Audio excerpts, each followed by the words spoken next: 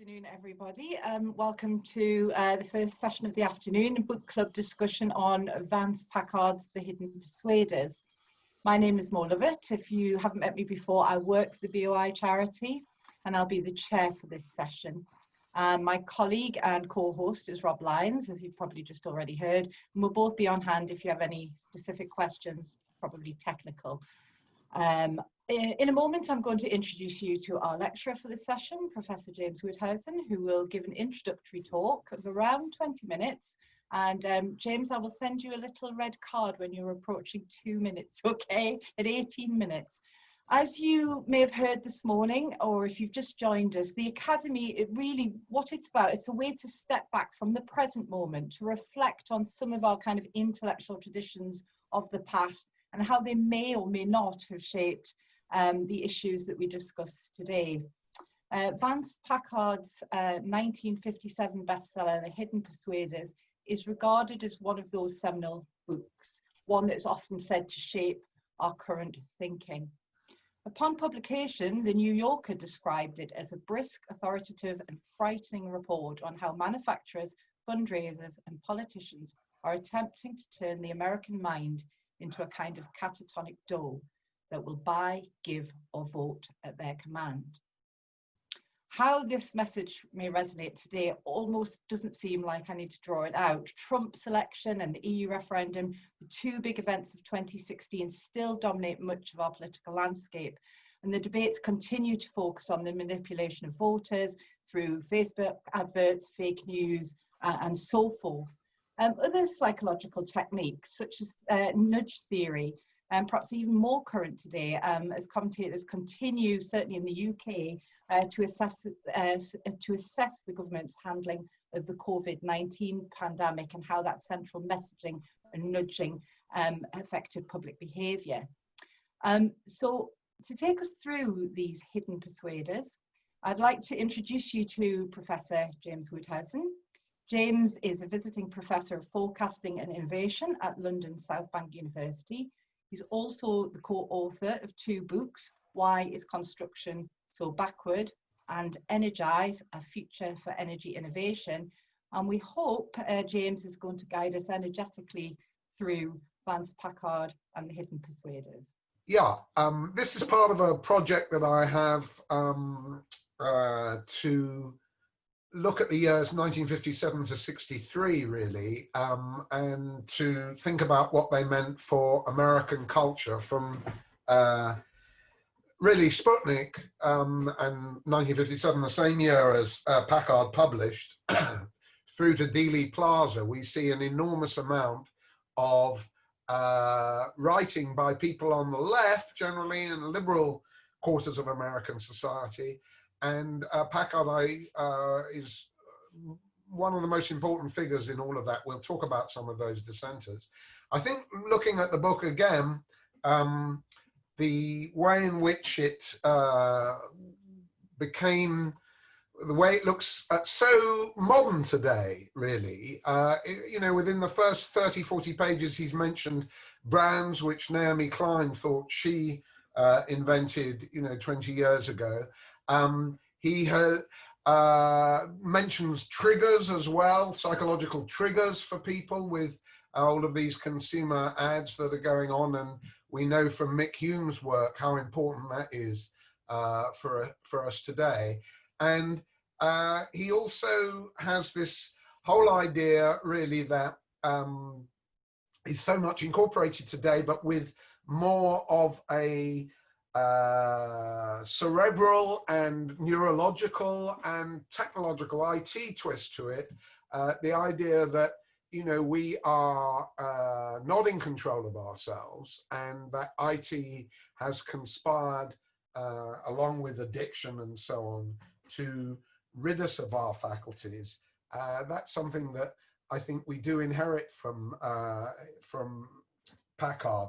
What other commentators have called the dopamine economy, ladies and gentlemen, is a kind of biological IT, because it's to do with your mobile, sort of contemporary twist on that kind of powerlessness that Packard attributes to people. So it's not the same, but his influence very much lives on. And yet the remarkable thing is that although he was an enormous bestseller for years on the New York Times bestseller list, and continues to be in print today, nevertheless, not a lot of people really understand how much he pioneered so many of the ideas that in different forms are alive today. And I thought, since Keynes has already come up, that it's worth having a look at what he said about, just for once, rightly, in my view, about how easy it is to labor under somebody else's misapprehension, not even attribute it to them, in the case of, how much we do follow the basic vocabulary of Packard, but often we don't know who he is, or people don't know who he is, especially given a moment of historical amnesia such as we have today. So that's just by way of opening. Now let's get a few things out of the way right away. Who or what were the Persuaders? I think if you look at the fantastic English cover, which I was 5 at the time, it dominated my imagination. I know other kids who grew up to this book. The strong implication is, from all of this, that despite the subtitle that you see there, the hidden persuaders are the ad agencies. They are the ads. They are some other forces from on high. When in fact, really, when you look at the book, what he's talking about is the hidden persuader is the subconscious. That's the thing that's persuading you to buy different things. And it's not the agencies and the ad people who are hidden in any way. They like lots of publicity. What was hidden was the depths of the mind, which is why he's always talking about depth, boys. And you needed special techniques beyond normal market research, or what Americans call marketing research. You need special techniques, depth psychology, to access those powerful persuaders. Now, just let me say that before we go any further, that this focus on the unconscious was important to Packard, but there were 2 other developments preceding 1957 that we need to remember. One of them was as early as 1949 or 1950, in a movie by Clark Gable, among others, ad agencies running radio advertising, you can see on the right there, were already the subject of a major populist attack and so on. And the other thing was not just the book and the movie, but even more importantly, the Korean War from 1950 to 1953 established a mass interest in brainwashing.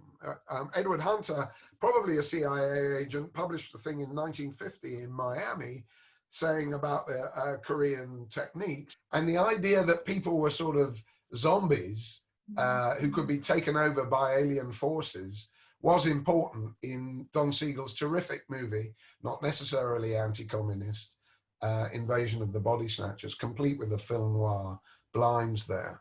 So just, it's important to see that the main aspect of the title was rather misleading, like many of the things surrounding this book, we'll see that. And it wasn't the agencies, it was the subconscious. All right, now the second thing is, just to get it out of the way, was it about subliminal advertising? And the answer is no. It was very much reflected the era of Eisenhower and the rise of television, which succeeded the radio and so on.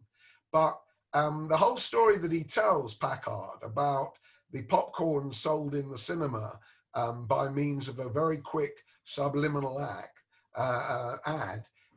it turns out to be a complete farrago. And, showing that for 1/30,000th of a second never happened in the cinema that he talked about. It was all got up by this guy who was an advertising man. But nevertheless, it's important because everybody still thinks, without having read the book, that it is about subliminal advertising. So a very odd thing that he himself was deluded by this guy. And even odder is the fact that there are still many, many people discussing subliminal advertising. There's legislation against it. There's very little happening in it. and yet it's part of the furniture for internet debate nowadays. So it's not about that. What it is about, everything all right? It never happened. It was basically somebody trying to wind this author up, take the piss out of him. Okay, well, look, come back to that, Gawain. The thing to realize also when you go through the whole book, especially the latter third or so, it's not just about ads and consumers. It has much wider scope in many ways, and that reflects the ambit of psychology. The consumers gets the bulk of the book, because that's the new development we'll see. But let's just go back to some of the precedents. Bernays was important for understanding public relations, the founder of public relations. That's also a theme in Packard. And then when we go to the Second World War, a lot of the themes that were developed by psychology then were to do with man management of the workforce, as one might expect, of the army and all of that. So I just wanted to spend a moment on the crucible of the Second World War in terms of all of the people who became important to what was then personnel or industrial relations became HR. They were looking at the personality and personality types in an industrial context. And it's amazing how many people still follow all of this BS that Isabel Briggs-Myers developed from Jungian psychology. That's used in the workplace very much at the moment. Second World War, also the origins of the focus group by the great sociologist Robert Merton. Origins of change management, a Viennese again, or certainly an Austrian, and nearly everything that's important for psychology today, behavioral science, change management, leadership, consumer behavior, group dynamics. They even did consumer behavior in the Second World War because of the privation suffered by families. So there was the morale of the troops, the psychological warfare, what housewives were doing. And of course, the German and the authoritarian background of, or anti-authoritarian, I should say, background of many of the emigres who came over to the United States before and during the war, if they were able, that became important. So these people like Lewin were some of the main architects, really, of psychology today, and the workplace was important to them all. So it was to Elton Mayo, the Australian psychologist, who was in the Hawthorne experiments in the 30s and then pioneered organizational development in that period. So the thing to remember about this is that all of those different aspects of psychology, its use, PR and also HR, and also what Packard calls fundraisers, by which he means charities and philanthropists, they all use, like politicians, the techniques of persuasion. And in fact, Packard may have been the first person to suggest that politicians in America were selling themselves and persuading people like soap powders were. That whole metaphor for American politics, we probably owe to him. All right, briefly about him.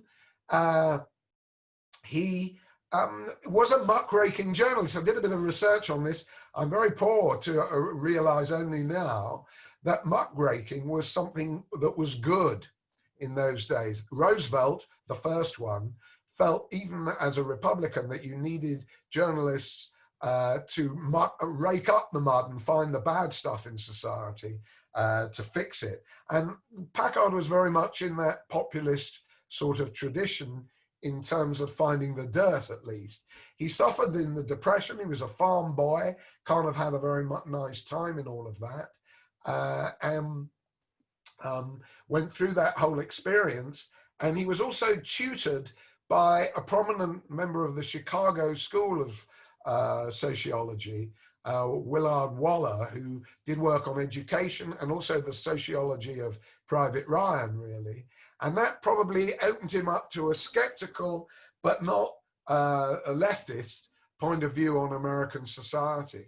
He joined one of the populist magazines of old called The American but at a later stage, after the initial 1910s or so on of populism, it had lost a whole political dynamic, the American, and closed just before he went over to write the book very quickly, I think in 2 months. He did that. So he was a journalist. He joined a ex-muckraking periodical. Muckraking was good. He was in that tradition, but he wasn't really left-wing. He was a Democrat. And here he is a year after launch or so. So summing up on that, he was conservative in a small c, because he felt that the American way of life was being fundamentally challenged for the bad by these depth boys, the psychologists, and also, you know, by advertising and by ad men, and the ethical dilemmas suggested by this psychological approach when it was adopted by politicians in particular. Now, how do we situate what he was doing? I think we can make some useful points very briefly, but with fast slides, on what is America? I mean, what is it exactly? I think when you're dealing with a continental economy like America's, one of the things that strikes is the enormous factory system, as was, and the distances, and the need to eat. They're very keen on that. So what we can say is that American political economy has been dominated quite a lot by the imbalance reflected in 19th century panics between production and innovation on the one side, and actually getting it all sold and selling it on the other side. So America pioneered brands and advertising and all of these things. And those disparities between production and consumption, and how to mediate them through the department store and through the railroad and through the telegraph and the refrigerated railroad car, the United States Postal Service, to mediate them with new media. America pioneered all of this stuff to try to solve the imbalance between production and consumption as it saw it. And it was a big innovator in all of those mediating links. And it continued in the 30s when, you know, there appeared so much that could be done technologically, but people were so poor on the other hand. Now, why do I mention all of this? I'm not very happy with that theory, because what it reflects is somebody who Keynes was very keen on, and which we're very contemptuous of, which wasn't publicly discussed at the time, but is an aspect of Malthus's political economy where the lack of consumption of the masses becomes a major factor in crises and things like that. And the focus on the consumption of the masses is something that's been inherited from Malthus to Keynes, and unconsciously, if you'll forgive the phrase, was something important to America at the time. So that was kind of the background for Packard's discussion. He was influenced by people he quotes, the sociologists of groups and of workplaces and of adolescence and of other people, David Riesman. So he wasn't just looking at consumer society, as I said, and also the other writers from that era. Riesman was around 1950, Mills a little later, and then also, yeah, you've got people like that. So all of these sociologists were important who were looking beyond the consumer society. But by the time Packard got to write later in the 50s, these kinds of products were taking off in America, and a lot of people were finally getting a little bit affluent. A lot of people were still very poor, especially poor whites, poor, and blacks, obviously. But you then had, therefore, the principal concern of Packard later on in the 50s was these consumer products. And for him, the fins were just too much for destroying the American way of life. The conformity denounced by White and Riesman and some of the wider sociologists worried him because it threatened American individualism, and the morals behind all of that worried him. And he felt that it all originated in the fact that ads had to do more because America had got so much technology and production going for it, by the late 50s. The boom was so strong, and yet it was faltering unless it got all of that consumer expenditure that was, you know, lacking, because there was saturation. The products were the same. The brands were identical. You couldn't own 5 fridges. And so that was the problem as he saw it. Very glib analysis. And by the way, prices and incomes never appear in his discussion of purchasing or any of that, right? It's just not there. But it is just a question of psychology. So the that's the period that he reflected, and we can see, you know, in terms of questioning the direction in which mass consumer society was going, and America was going, he was part of that dissenting tradition that by the time in October of that year, he published on April the 1st of 57, by the time Sputnik happened, then lots and lots of people were critical of the Eisenhower years and worried about the direction of American society.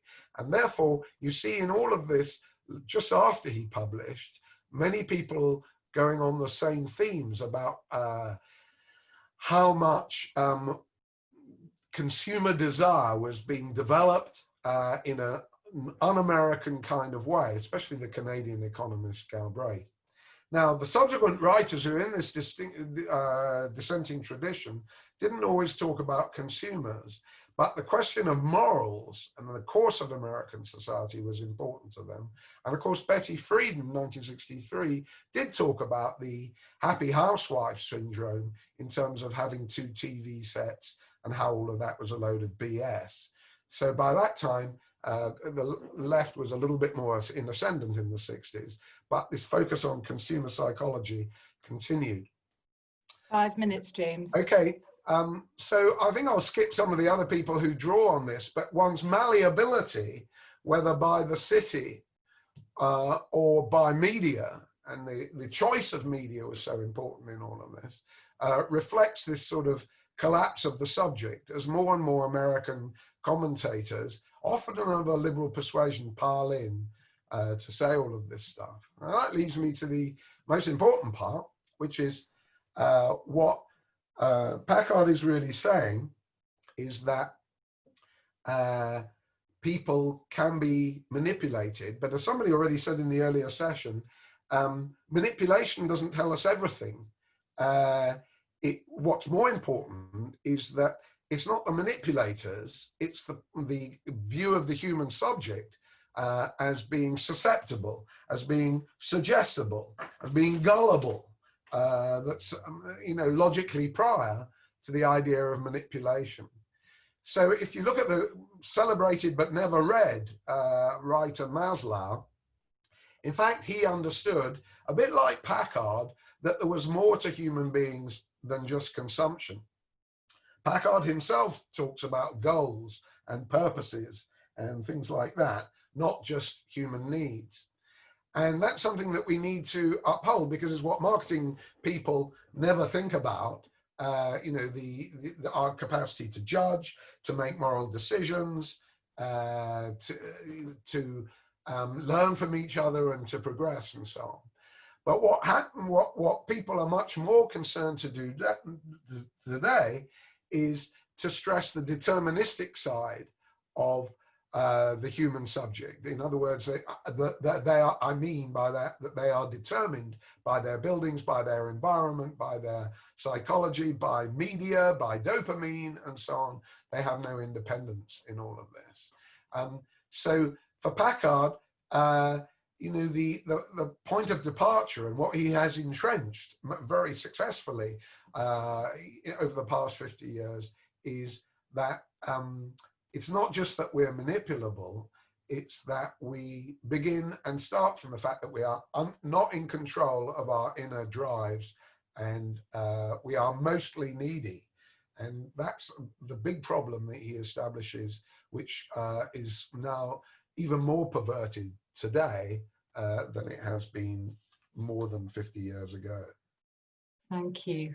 Okay. Personally, I found that very interesting. I mean, the idea that it's about our hidden urges and frustrations, that these hidden Persuaders are able to sell us everything from gasoline to politicians, I think he says at one point. Very interesting. Also, you touched upon this, the kind of advent of television, the fear of the emotional pull of the moving image, that sort of thing.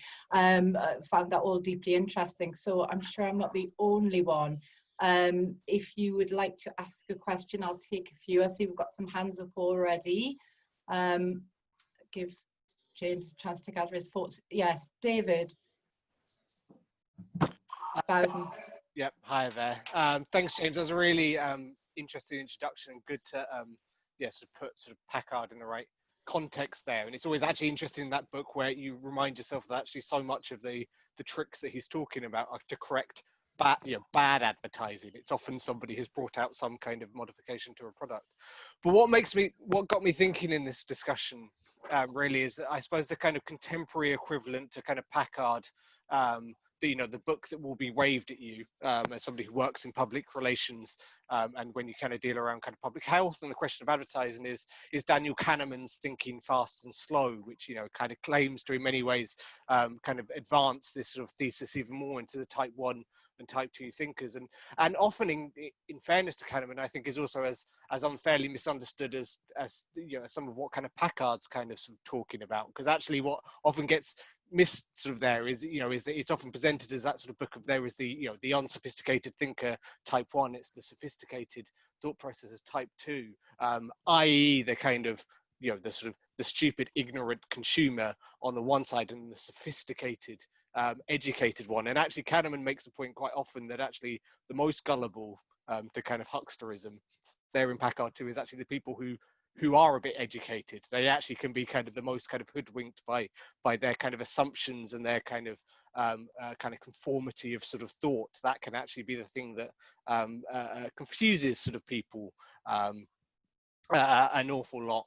And you sort of see that across so much of the kind of reaction to how we should regulate sort of things. It is always kind of about the uneducated sort of consumer, and actually if only we could educate them more, if only we could regulate them more, they would make better decisions. And that comes to a denial of actually their own sense of agency. I mean, I think we've seen that massively around the response to the kind of Brexit referendum, where there was just bafflement to people because they feel, particularly on the Remain side, that they feel that they had everything sort of sewn up, everything was in the right place, the rational case was unanswerable, so therefore it must have been some kind of wave of underhand tricks and hidden persuader advertising that made people work, because of course the one thing that could not be conceived of is that there was a case on the other side. And I just think that's a very interesting question that we want to kind of unpick. So if you have any kind of thoughts around particularly the use of kind of Kahneman and kind of later sort of manifestations of this kind of thinking in public debate, I'd be interested to hear it. Great, good point, Dave. Kevin, you. James, very interesting points, and I love the slideshow. And I just have a few questions. First of all, you seem to be implying that the emperor has no clothes, that none of the advertising kind of stuff that goes on has very much substance behind it. And I just wonder whether you can elaborate on that. Second, the one thing that Vance Packard did was write the Naked Society, where I think he had some really interesting points. It was a critique of the creation by Lyndon Johnson of the National Data Bank and the use of information by advertisers, etc. And he was one of the great pioneers of that. And I just wondered whether you had a comment on that. He seems a little bit heroic, at least, certainly from that perspective. And was he throughout his career? Great, thank you, Kevin. Joel. Hiya. Yeah, I thank you for the really interesting presentation. It has so many direct parallels to things that still prop up in workplaces. Was quite interested in the point that you were making towards the end with Packard's critique of kind of conformity and its impact on morals. And I wondered if there's kind of any parallels to make between what workplaces now see as their role to encourage equality of some kind, or to reduce inequalities. I think a lot of that discussion comes down to what businesses think their role is when providing for the needs of people, both as consumers and as employees. And, you know, Maslow's hierarchy of needs you referenced, but I wonder if there's more to say around kind of goals and purposes and the other ways that people engage in the workplace, not just to be duped, but to feel like they make a productive contribution to society. How was that defined in the kind of thinkers that you've been referencing here? Great, thanks, Joe. That's a very good point. I'll take Bill, and then we'll come back to James for some thoughts. Bill. Yeah, thanks. James, you mentioned the importance of the management of the workforce, and in parentheses, you kind of said, and the military. And I was wondering if you could tell us a little bit more about that. I mean, in my experience, there was, you know, a big discussion about, obviously you want soldiers to be pliant, but at the same time, they need to exercise a degree of initiative and yet be accountable to higher authorities. My time teaching in that milieu, there was huge discussions about the role of free will and agency. And the big debate was, why do people fight? Is it for Queen and country? To which most of the people who appeared to have some direct experience would say, no, you fight for your mates. That's what matters. And really the implied subtext of that wasn't that you fought for your mates, you fought for yourself, lest you be embarrassed in front of your mates. So it's gone from very high level Queen and country idealism through, you know, your battalion and the people you're with, through to a kind of very narrow focus on the self. And just a final addition to that, which is, if you look at counterterrorism today, it's become almost entirely behavioral in its outlook. It's all about how do we modify these people's behavior. There is no attempt, you know, you can look at the Lancaster University Crest project, any of you who are interested, there's very little attempt to try and work out, you know, the drivers beneath the phenomena that we see, simply a focus on dealing with the phenomena. Yeah, that's interesting again. Thanks, Bill. James, do you want to come back on some of those points? I'm no good on Kahneman, but Daniel Ben-Ami assures us that there are some insights in behavioral psychology in terms of the way people make decisions. And that confirms that there are irrational bits of us, or there is a subconscious to us. But it doesn't confirm any of the other anti-enlightenment points that people like to make around behavioral psychology. That's you know, Daniel's view, and I think it's right. Now, does the second point that colleagues raised, the emperor's new clothes, you know, does advertising work? And the traditional way in which people who want to ban cigarette advertising reply to that is, well, if it didn't work, why is everybody spending so much money on it? And then the traditional reply from the ad world is, yeah, but we're only getting brand switching through our ads. We're not growing the market for cigarettes. We're switching people from, you know, Marlboro heavies to Silk Cut. So I think advertising is effective. Sometimes you never know which bits are, as a famous advertising slogan has it. But you know, not because they access the subconscious, but because you know, they persuade us on often quite a rational basis, or on a conscious basis, that we are following this or that ad. So I think it's quite a complex question. I think most of the discussion is fairly glib on both sides, but I think it'd be foolish to imagine that ads never worked. That would be wrong. I'm coming on to the naked society and surveillance, everybody, in my summing up, just to tell you, if you can see it, that you know, once you believe that depth boys were tracking us so much in our subconscious and so on, it's only a short step beyond that to believe that tracking should be a way of life. And that's why many years after Packard, we have you know, a further embroidery upon him. Joel's point about the workplace, well, you know, nobody talks about goals and purposes for many years until a recent book or three, which are all about purpose.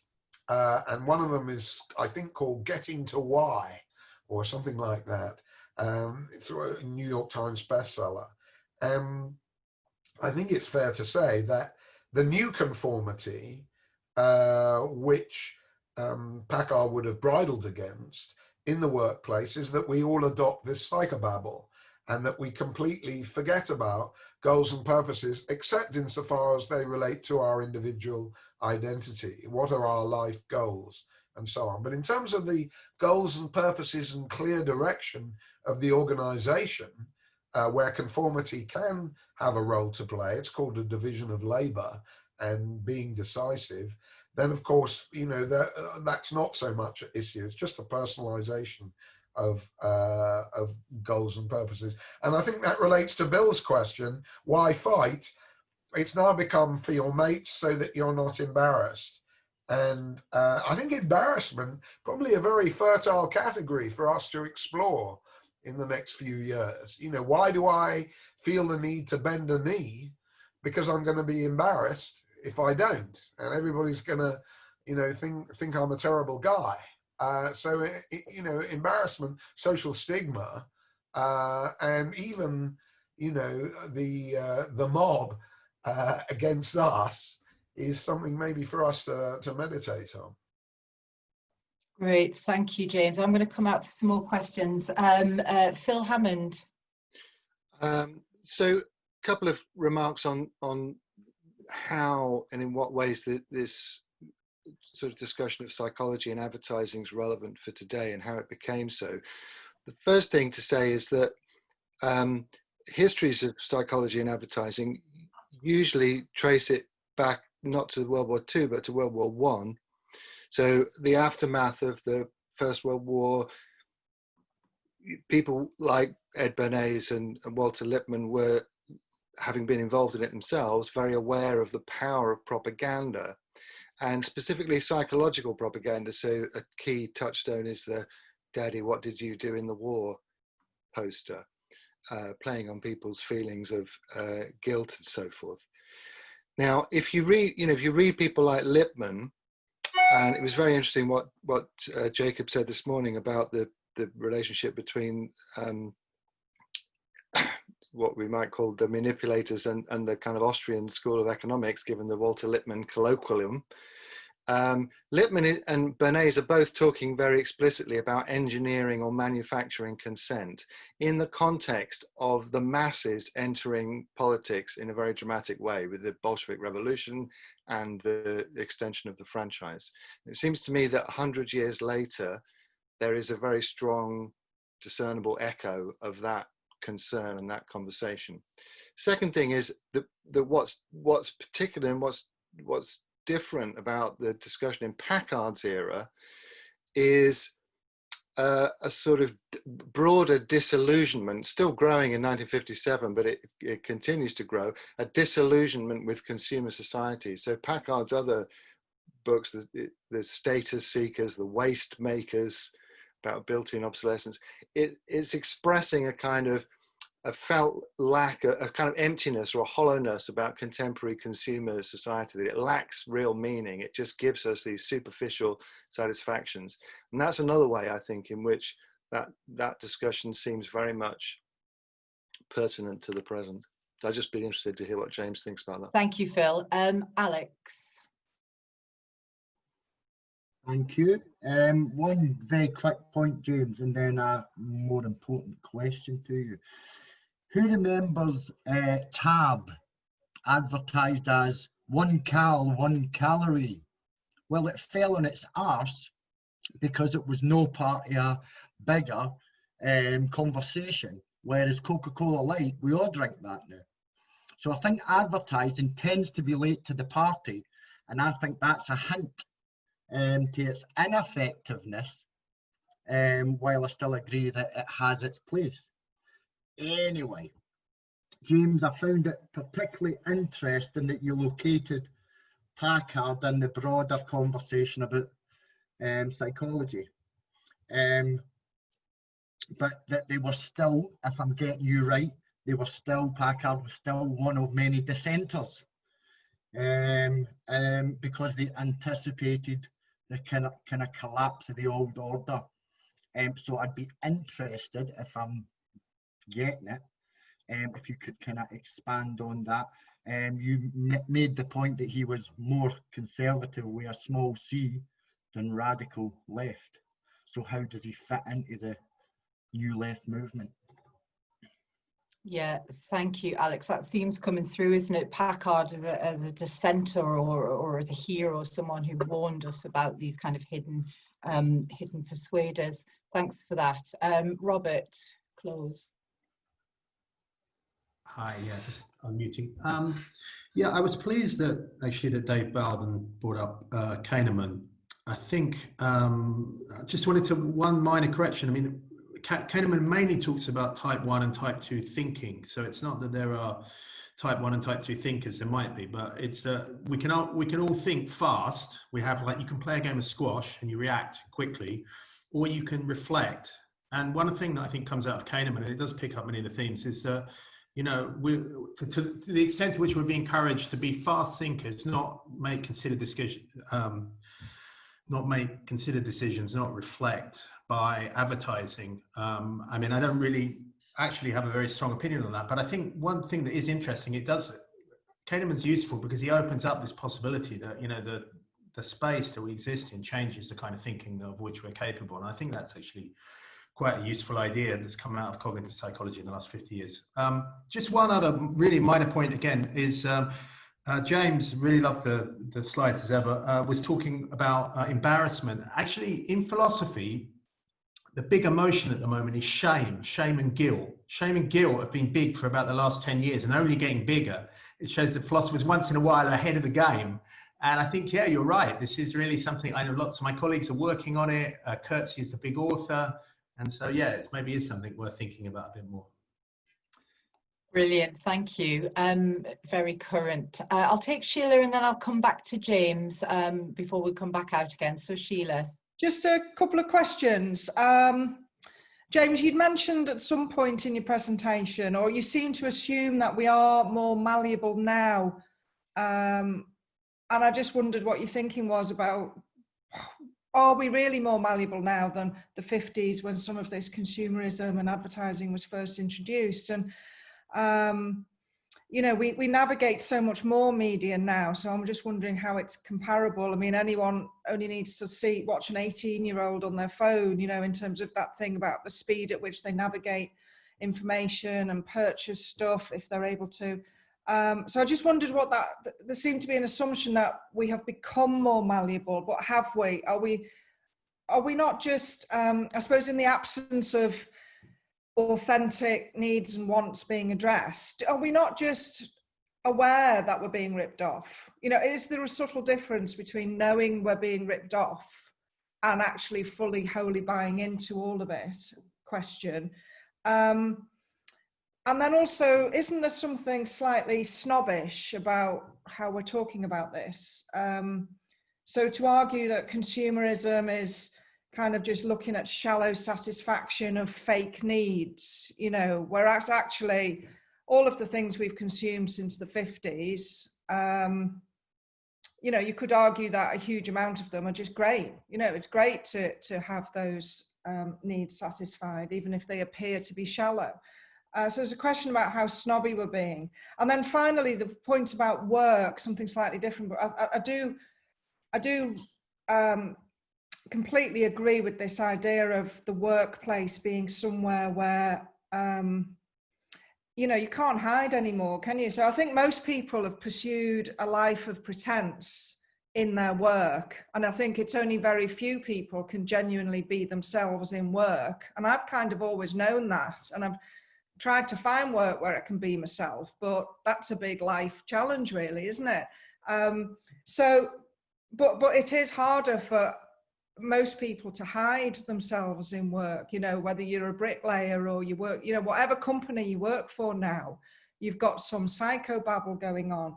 And I think that's really a problem. And I've seen it, you know, just only very recently this week, I was looking at an advert to be a non-exec director in something I'm very, very familiar with 30 years of experience. And the first line on the job description said, your expertise in this is less relevant than your commitment to our values and to our purpose. So it basically was saying you might have 30 years experience in this sector, but that's not as important to us. So I would just agree with your points about the workplace and HR and nowhere to hide. But then I'm just a little bit uncomfortable with how we're talking about consumerism. Thanks, Sheila. James, loads to get stuck into there. Well, Phil Hammond, you know, I agree that the First World War was very important for Bernays, Lippmann, propaganda, consent, to deal with the rise of mass participation in society. And that, however, the founders of psychology was what I was, was what I was trying to address in the Second World War, right? Which I think in terms of understanding mass consumer behavior, mass workplace behavior, and so on, is a little different from the political domain. And the, you know, psychology was much more entrenched by the Second World War's opening, really, than it was in the First World War. The First World War, very important, no doubt about it. Now, what was Packard talking about the emptiness of consumer life in that era? Yes, he was. In that respect, he was a dissenter. He felt that there were moral questions posed by this resort to the fins, as I put it, in, you know, with the cars and all the rest of it. Car very important in all of this. One of the big mediating links, very special significance in America, and it was just too much in his view and could not lead to happiness. And it's a point from the Bible, you know, love of money is at the root of all evil, and therefore love of consumer goods, the cash nexus, could not, and Packard is right about that, provide spiritual value. You know, it's all implicit most of the time until the last chapter a bit with Packard. So he was a dissenter, and he was very early on in the game in all of these things, right? I'll come back to the naked society and surveillance and so on.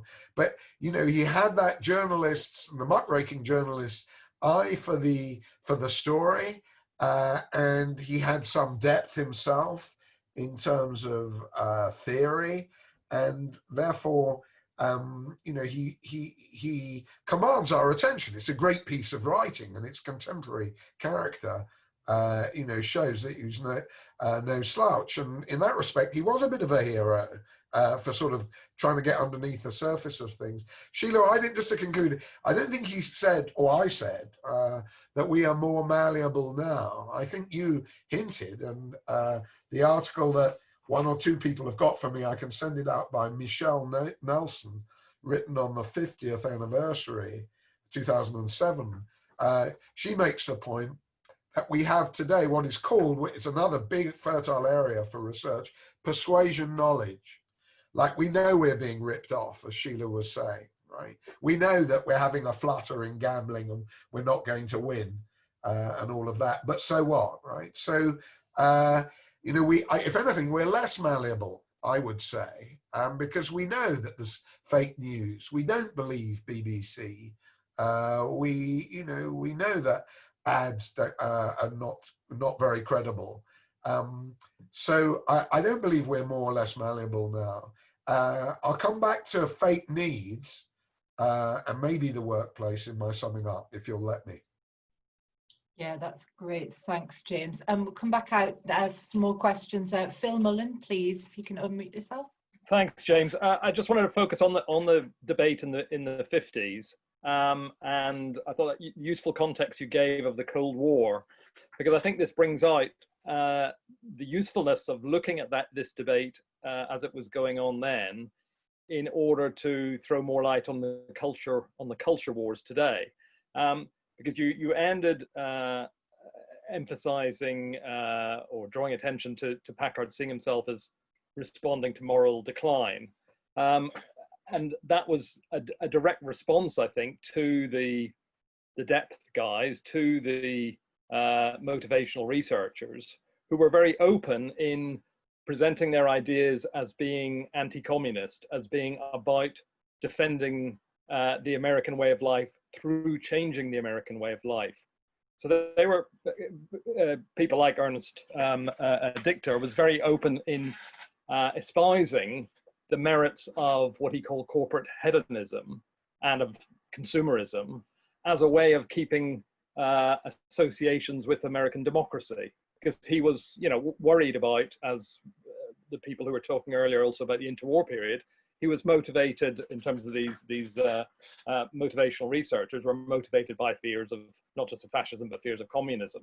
And with the Cold War going on, they saw themselves and their techniques that they were using and their creation of, new wants in society and engineered obsolescence and all that sort of stuff, which we're so familiar with. They saw that as a way of getting people to buy into the American dream. And in a sense, they were responding to the crisis of Western values, which was emphasized by, the experience of those wars. And so what Packard was doing was like taking the other side of that. As you say, he came across in some ways as a small c conservative, but he was taking the sides of saying, well, this is another way of addressing this moral decay. I see this as part of the problem, not part of the solution.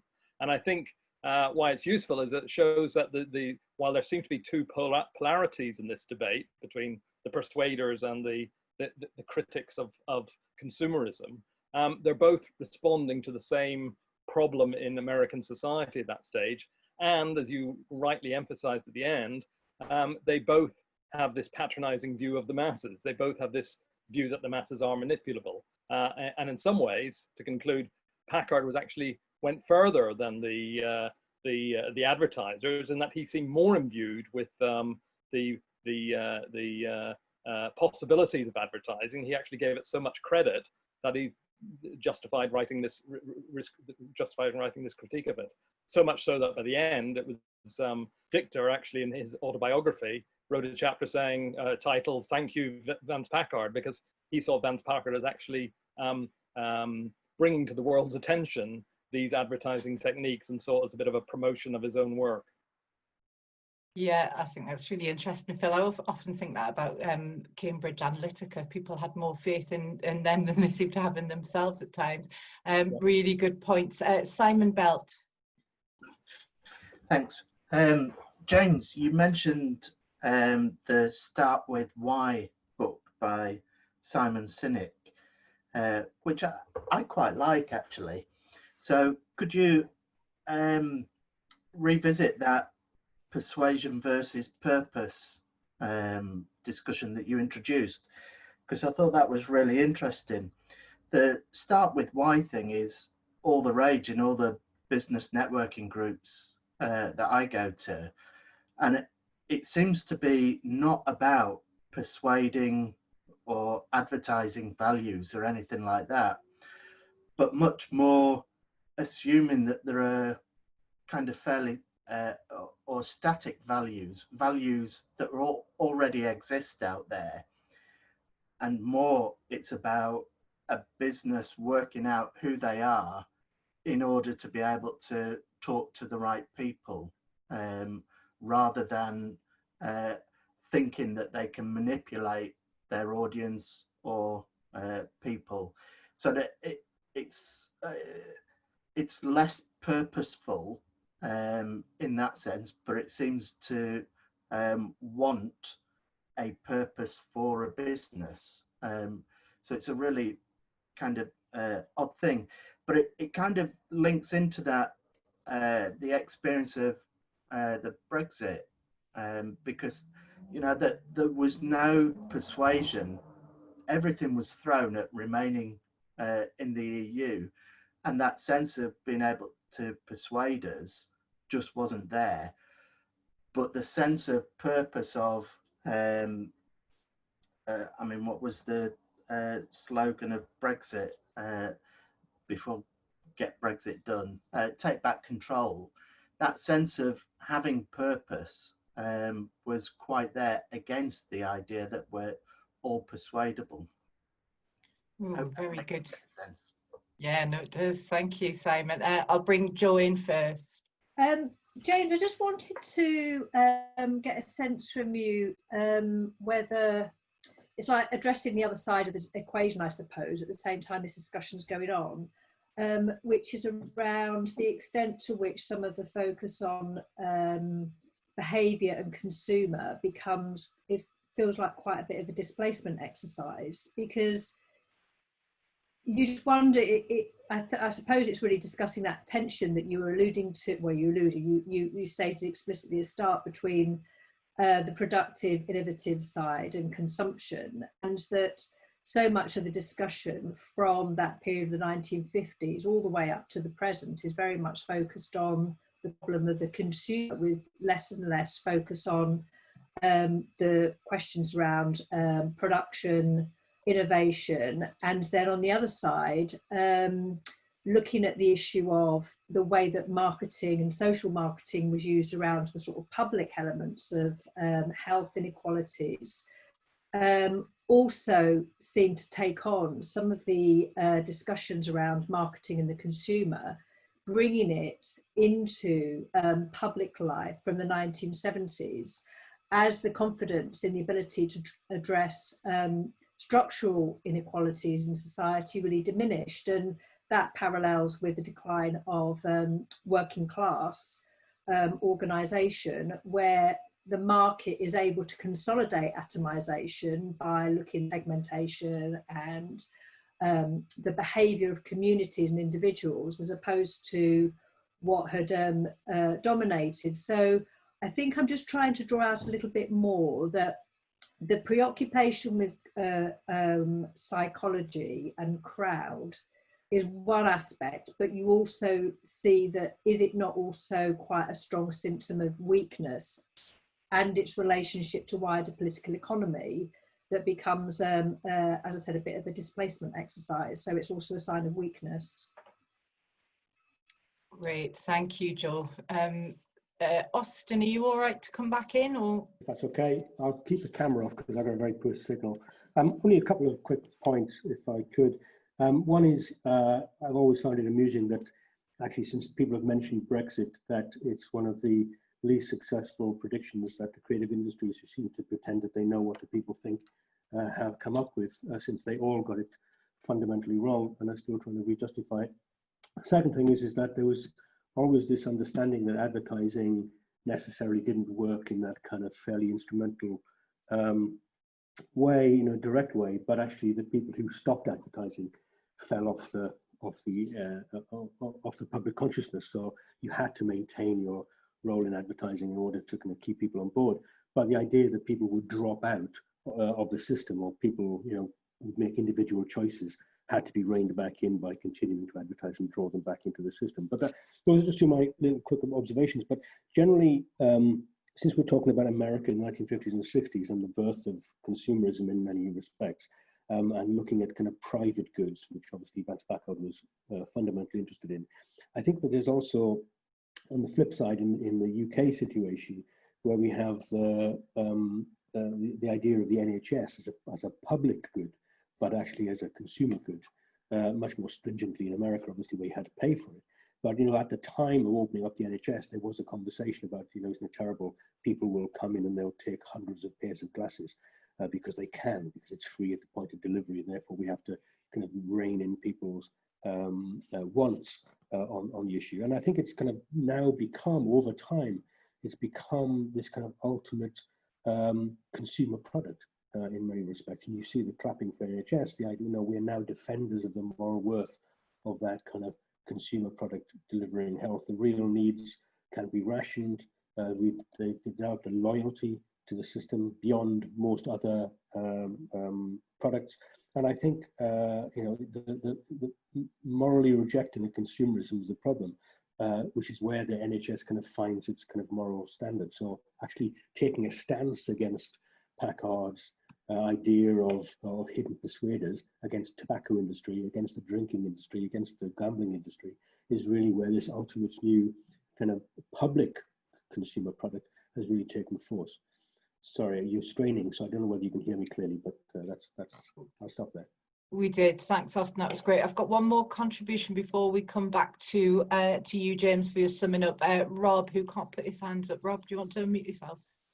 Hello. Yes. I just wanted to, I suppose, a bit of my reaction to the book and just try and balance some of the discussion that's been going on, because actually I think quite a lot of it is really interesting about discovering that people don't make decisions about whether they want to buy a product or not in the obvious ways you might think, so that you know, whether you know, I mean I'm sure a lot of the effectiveness of this is overblown, but when you have a bunch of relatively similar commodities, whether it's cars or mobile phones or whatever, trying to find another way of appealing to people seems like a very interesting thing to do, and the actually quite rational things that people do that are not obvious in terms of choosing a product.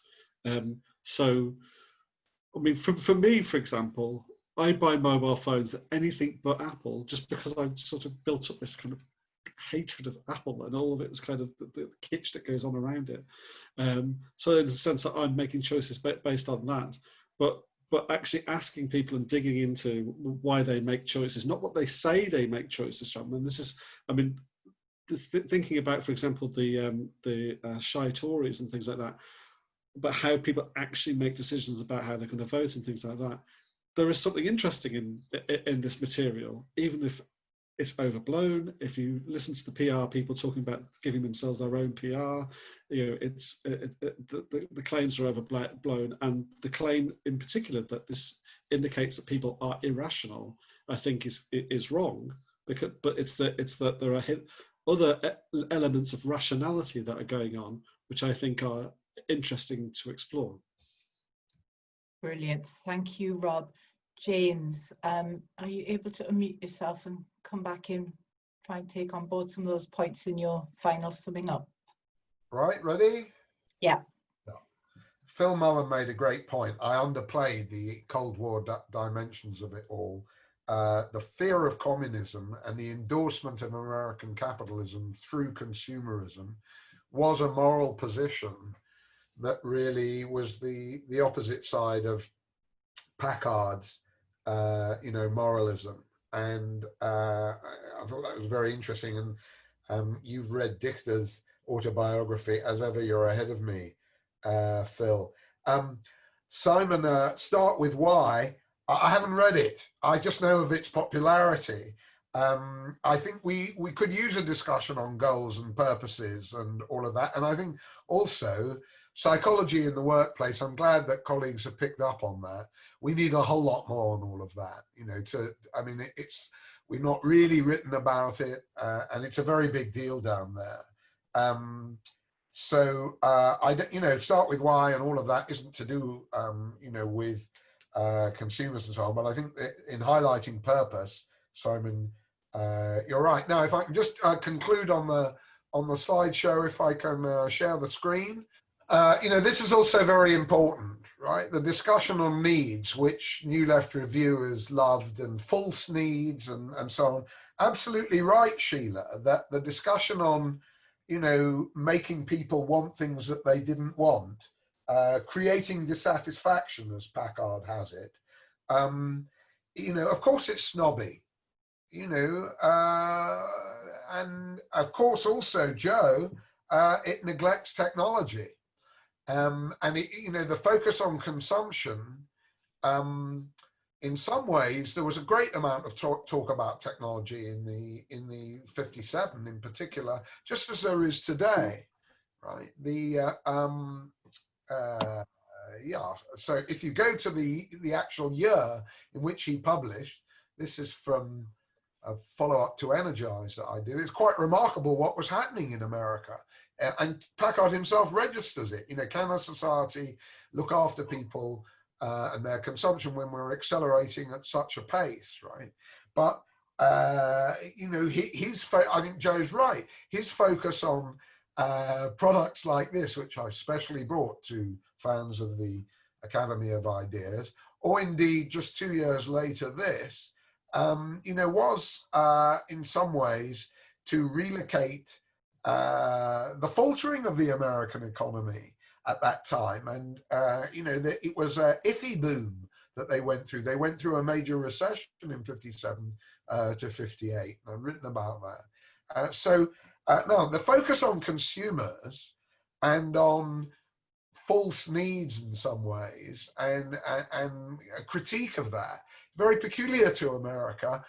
Morris did it in England, but Veblen and Conspicuous Consumption did all of this in 1898.